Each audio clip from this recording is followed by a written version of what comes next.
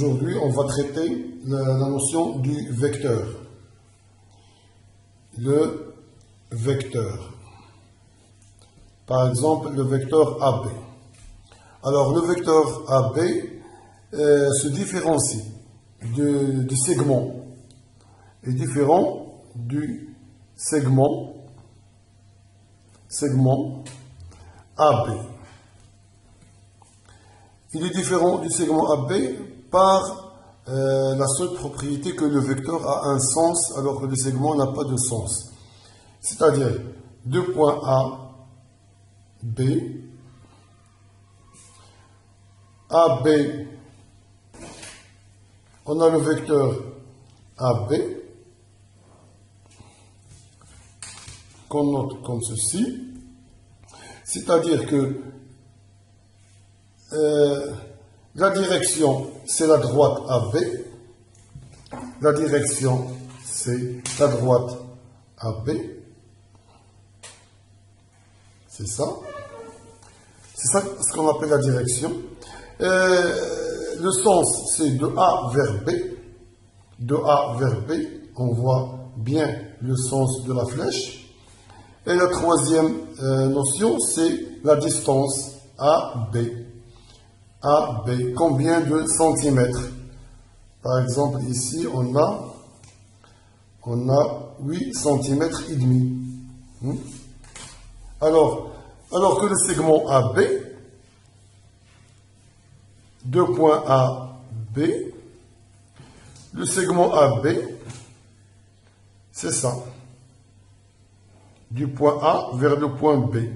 Il est limité par le point A et limité par le point B. Il n'a pas de sens. A de B, c'est B de A. Mais la distance AB, on la calcule. Par exemple, la distance AB égale, par exemple, ici, c'est 8,5. 8,5 cm. La distance ici, c'est 8,5. AB égale la distance. Ce n'est pas le vecteur, centimètre. Le vecteur a des propriétés.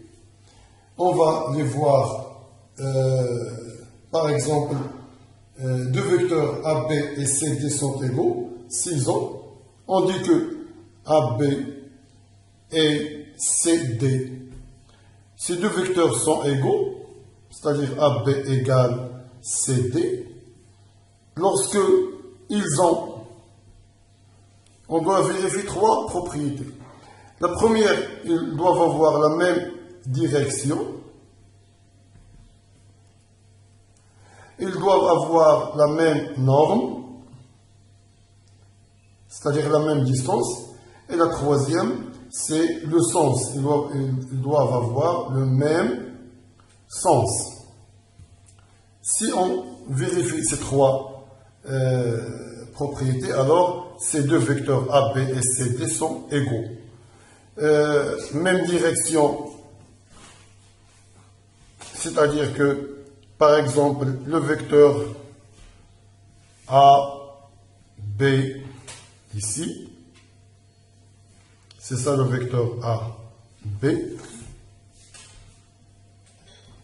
Le vecteur CD, il doit avoir la même direction que AB. Qu'est-ce que ça veut dire la même direction? C'est-à-dire sur la même droite,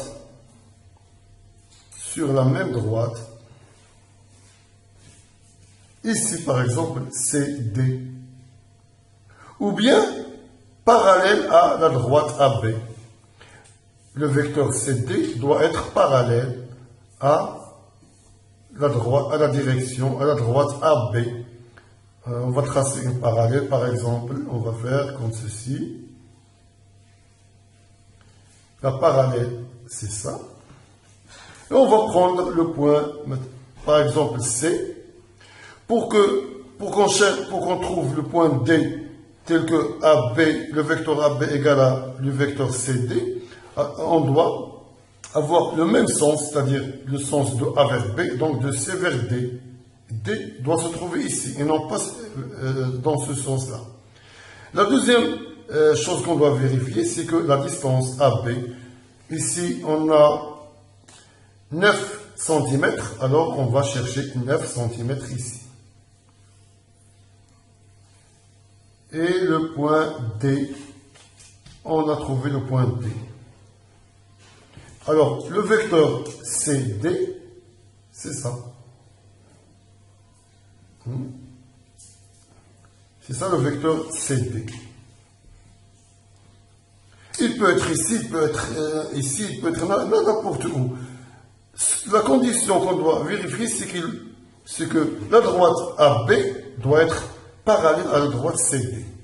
Ou sur la droite CD doit être, les points CD doivent être sur la droite AB ou parallèle à la droite AB.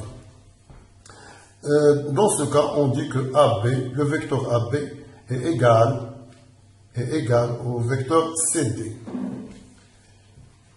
La deuxième propriété qu'on doit vérifier, c'est que les deux vecteurs AB et CD sont égaux si seulement si le quadrilatère ABCD est un parallélogramme. Alors, soit on cherche ces trois propriétés pour qu'on puisse dire AB égale CD, soit on cherche à former un parallélogramme avec les 4 points ABCD. Alors, on dit que AB, le vecteur AB égale CD, si et seulement si. Quoi? Les points A, B, C, D forment un parallélogramme. Alors, un parallélogramme, c'est un quadrilatère qui a les deux côtés opposés parallèles. Comment tracer un parallélogramme? C'est simple. On définit le point A. Voici le vecteur AB. Le vecteur AB. Alors, on doit tracer un parallélogramme dont les points sont A, B, C, D. Alors, le point C doit être ici. Par exemple, je vais prendre le point C. Alors, pour chercher le point D, on n'a qu'à tracer le parallélogramme. Pour tracer un parallélogramme, la manière ou la méthode la plus facile, c'est d'utiliser un compas. Alors, je vais prendre la distance AB. Je vais mettre l'aiguille sur C. Voilà, excusez-moi. L'aiguille, je vais la mettre sur C et je vais faire un petit arc comme ça. Et je vais changer l'ouverture du compas. Je vais prendre AC, la distance AC. Et je vais mettre le point, l'aiguille sur B. Et ainsi, je croise le premier arc avec un deuxième arc. Et le point de rencontre, c'est le point D. Ainsi, on peut tracer un parallélogramme. Et voilà notre parallélogramme formé. Le parallélogramme ABCD. Alors, CD. Le vecteur ABCD sont égaux. Les vecteurs AB et CD sont égaux. Pourquoi ils sont égaux? Ils ont même direction, c'est-à-dire parallèle. Ils ont la même norme AB égale CD, la distance.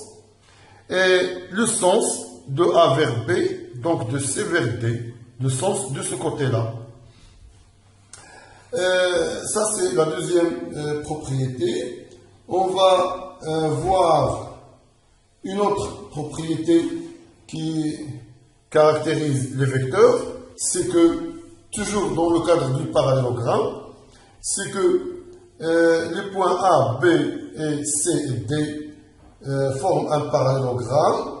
Alors, quand ils forment un parallélogramme, on peut déduire de ce parallélogramme l'écriture suivante. AD.